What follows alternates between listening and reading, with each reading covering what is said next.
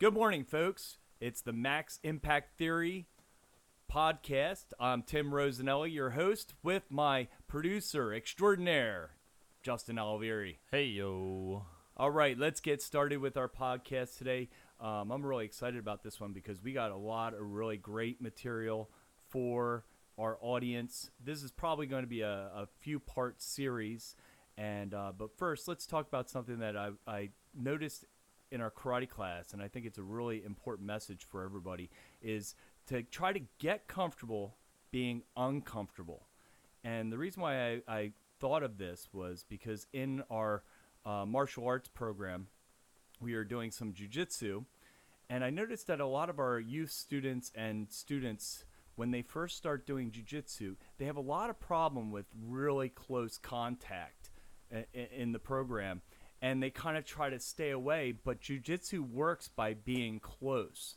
And so I started talking to the kids that it's best to be comfortable being in an uncomfortable situation, and that gives you a real big advantage.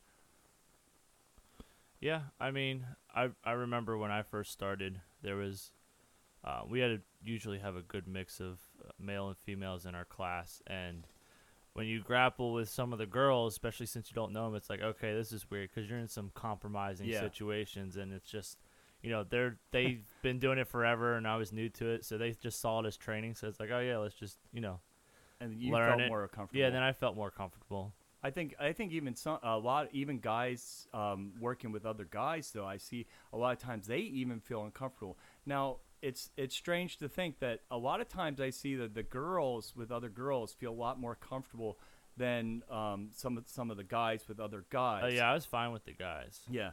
And but I remember when I first started doing jiu-jitsu, I felt the same way. It was like a little uncomfortable, but I realized that if you start getting uncomfortable in those situations, it gives you a huge advantage. Say the main thing, like even for kids, when there's bullying, the main thing a bully does is they make you feel uncomfortable. And if you are able to feel comfortable in an uncomfortable situation, you're better able to handle it than if you do feel uncomfortable. It does give you at least a little bit of an advantage. Yeah, yeah. And I think that in real life, when you're talking about being at work and with bosses and things like that, I found when I was in my corporate career life, I was at some really uncomfortable talks at meetings and everything.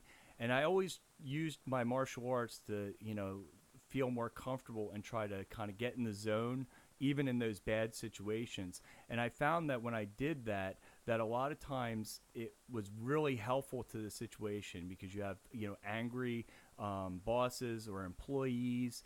And when you feel comfortable in those situations and are able to talk to them on, a very comfortable level, that it actually made the situation turn out a lot better than just reacting right away to the situation. How would you use your karate to be more comfortable? Well, I like, for example, I was a regional customer service manager, and if you know anything about being a customer service manager, most of the calls you get are customers that are upset at your customer service reps. And so I would have a lot of people that would basically be yelling at me about my employee. Now, if I reacted to that because I was uncomfortable and, got snippy with them or, just started yelling back at them, I don't know what else you could do. But I think that if I did do that, the situation would be a lot worse than the way I handled it. Was I would just be real calm and listen to the person and let them air their anger or whatever they were with the situation. And then from there, I'd continue to give them a path on how to do better. Uh-huh. It's funny. I used to have a boss, and she would walk in. Great boss. Her name was Judy. And she would walk in, and she could hear. I would always have a headset on. She could hear the person yelling at me and how calm I was. And she used to ask me, like, how do you – and she actually said, that must be a karate thing, because I haven't seen somebody who's been able to be so calm when somebody's yelling and screaming. I would always be like, well, they're angry, but they're not really angry at me. They're angry at somebody else. So it's a lot easier to handle that way. Yeah. So that's our little, I guess, our motivational message of the week. So try to get yourself comfortable in uncomfortable situations. Now, Justin came up to me and started talking to me about this thing that we're going to be talking about, and there's a lot to this. It started out with him saying, "Hey, have you ever heard of the counterclockwise study?" And I was like, "No, I've never heard of it." And we started talking about it, and I actually went out and bought her book, and the author's name is Ellen Langer. Is that how you say it? Langer, yeah, yep. Langer. Mm-hmm. And I was reading her book, and she's done some fantastic research that's really, to me, been very inspirational. So we're going to start out with some of her research, but first thing we're going to start with is what the counterclockwise study is. So Justin's going to kind of explain what happened with the counterclockwise study. So she's been, there's a couple studies that she started that go over the mindset, and so her theory basically is that the mind has a lot of control over what our body does and what our body feels. Yeah. So I watched a couple talks of hers, and she always goes over the definition of mindset. So I have two definitions here. The mindset definition is established set of attitudes held by somebody. And then, so that's the mindset definition. Then there's mindfulness as well, which is seeing new things in an old routine, mindset of positive thinking over doom and gloom. Yeah. So basically, you have an established set of attitudes that will be positive thinking over doom and gloom thinking. Yeah, and we call this, there's a term for this in Japanese, and it's called, the Japanese term is escaping me now, but in the translation of it is having a beginner's mind. In other words, like mindfulness is basically trying to always look at something as if it's new and not established. So what was the exact counterclockwise study? All right, so they took some 80-plus guys, 80 years old. You had to be 80 years old or older. You had to not have any traumatic experiences in the past, like 5-10 years. Mm-hmm. You had to be, relatively healthy and things like that. So they took them all and asked them.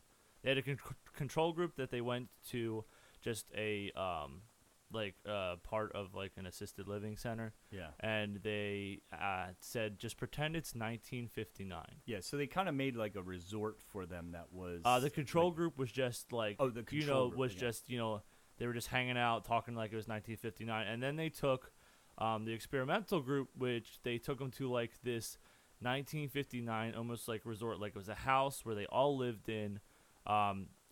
There was no mirrors, so they couldn't see themselves. There was only TV shows and movies from that day. Yeah, what was it, 1958? 1959. 59. Okay. All the news articles and newspapers were from that time. All the decorations, the food that they would eat was all like period, basically. So what they did was they were told to act like it was that year, 1959. And then when they came back, just a week later, they had better they evaluated them before and after. Right, and they had better hearing and eyesight, better joint flexibility. Their arthritis diminished, and they were stronger as well. They had better muscle strength. They also had a group of people evaluate two pictures, one before they started that week and one after that week, and 100% of that group chose the actual picture of them afterwards, saying they looked younger. Yeah. Now, it wasn't significantly younger, but it was still 100% picked the older photo as the younger person. Yeah. And that was all in just 1 week. And so basically they were showing that people that have more control over their lives. And the one thing that I thought was really interesting, and we were talking about this before, is that when she brought them there, she had all her interns doing something else. And what was it, 8 or 12? 12 I think it was 12. Okay, it was like 12 guys. Yeah. And she brought them to the facility and realized that she wasn't going to take everybody's suitcase up to their room on her own. And this really set the tone. Is she told them that she doesn't care if they do it one step at a time, crawl up the steps, but they are responsible for taking their own suitcase up to their room and unpacking it yeah. and getting ready. And she said that she thinks that mistaken part of the experiment, the really oversight, had set the tone for it. And what she realized from the experiment is that most people, when they get older, they release their control of their life to somebody else, like in the nursing facility. And she even gave examples where if they drop something, people automatically pick it up for them. And in this study, they were allowed to interact with them, but they were not allowed to help them out in any way. And that's what made them feel more confident and just be able to handle things on their own better. Yeah, I remember in one of her talks, she was talking about how she really thinks that, making them carry their things up themselves and putting them away really just rocketed it forward and had a really good slingshot start. That in a week they had this much progress, because like you said, when people get older, they have this mindset of, oh, I can't do that as well, so I'm not going to do it. Yeah. So you're getting atrophy of the brain and the body, and when you're made to do things yourself, then you're going to be stronger, and your brain you have higher brain activity and stuff like that, because you're not just stagnant sitting there having everybody do everything for you. Yeah, she well, the basis of this experiment started with an initial experiment where they took people in a nursing home and they gave them a plant. Now, one group, the control group, just got the plant, and the staff helped them take care of it. The other group was told they were given a plant and that it was their responsibility alone to take care of the plant.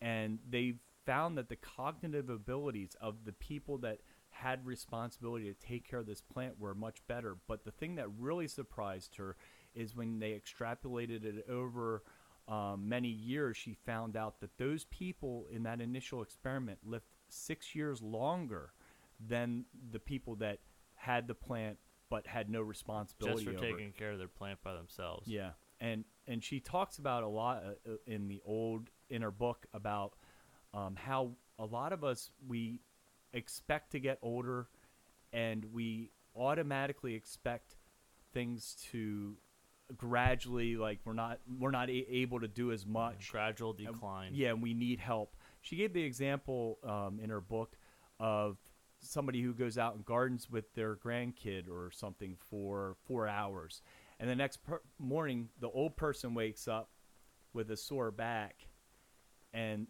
they immediately attribute that sore back to, oh, I'm getting older, I'm less capable. And they found that when people start thinking like that, they start walking more carefully, they start acting older. Yeah. But her question was, what if they're just not used to it? The kid that was weeding with them probably had the same back soreness as they did, but they didn't attribute it to their age. Yeah, just the exercise of like, oh, I'm not used to doing this, so my back hurts. Yeah, exactly. They'll attribute it to, oh, well, I just got a lot of exercise, so now my back hurts. But they don't say it's because they're aging, because they're young. And that's just the mindset of, oh, I'm old. Yeah, I'm an old fart, so this is what happens when you get old. Yeah, there's a great martial artist named Jun Ray, and I think I'm going to start doing this.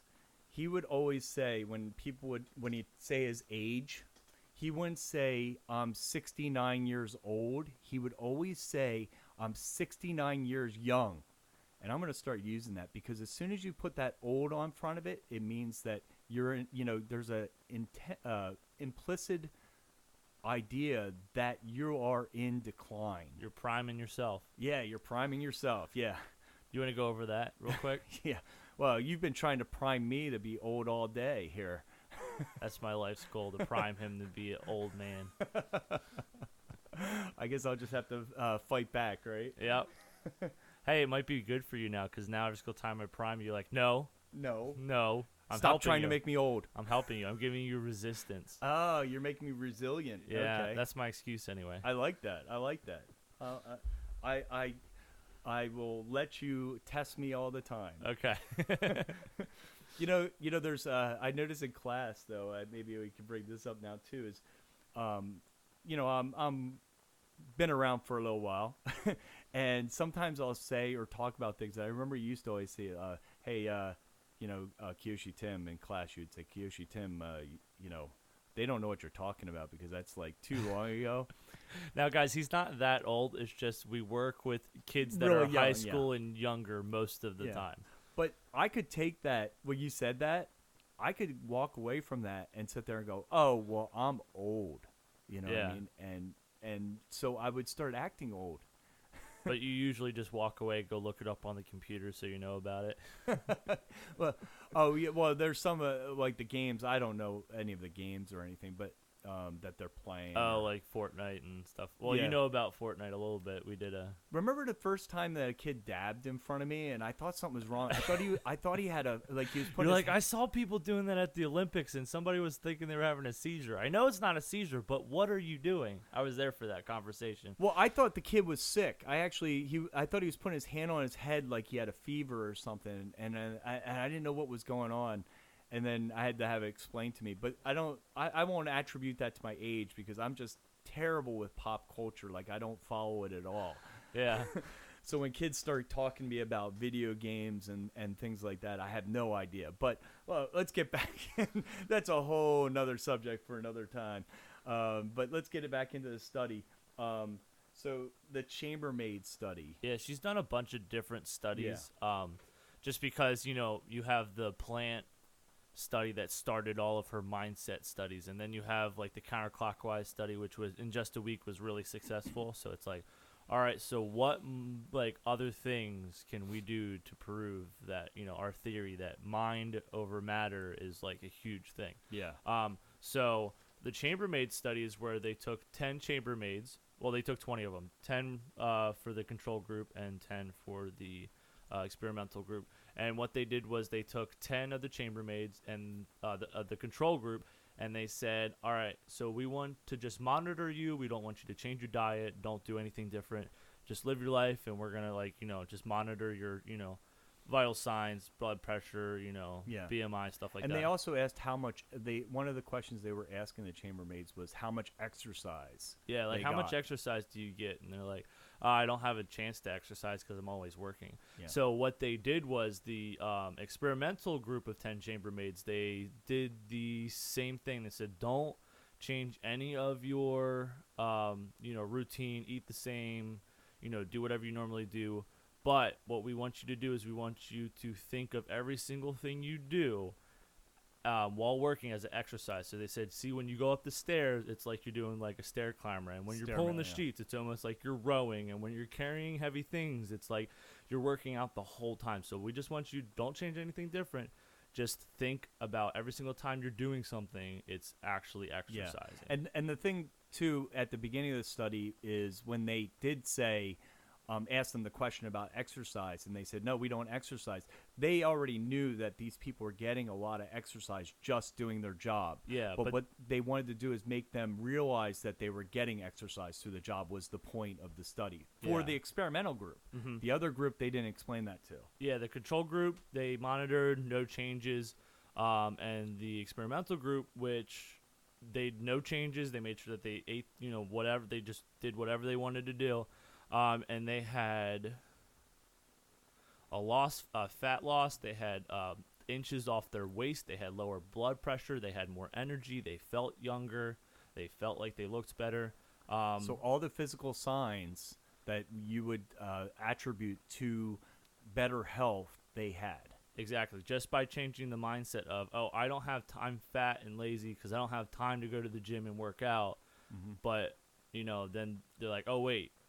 My job is a workout. So all of a sudden they start losing inches on their waist, just weight overall. Yeah. Blood pressure's lower. They felt healthier. They felt better just because they had the mindset of, I'm working hard and I'm, working out. And this is great. I'm, training my body. I don't know if this came up in some of your research, but in the book they talked about how she never did this experiment, but she wanted to do an experiment where somebody would go to the gym and not do anything. All right, guys, this is the end of part 1. We divided this session up into 3 parts. So this is the end of part 1. Don't forget, you guys can contact us at thetheory@maximpactkarate.com, and we will hopefully get some input and comments and maybe future episode ideas from you guys. And we will see you next week with part 2.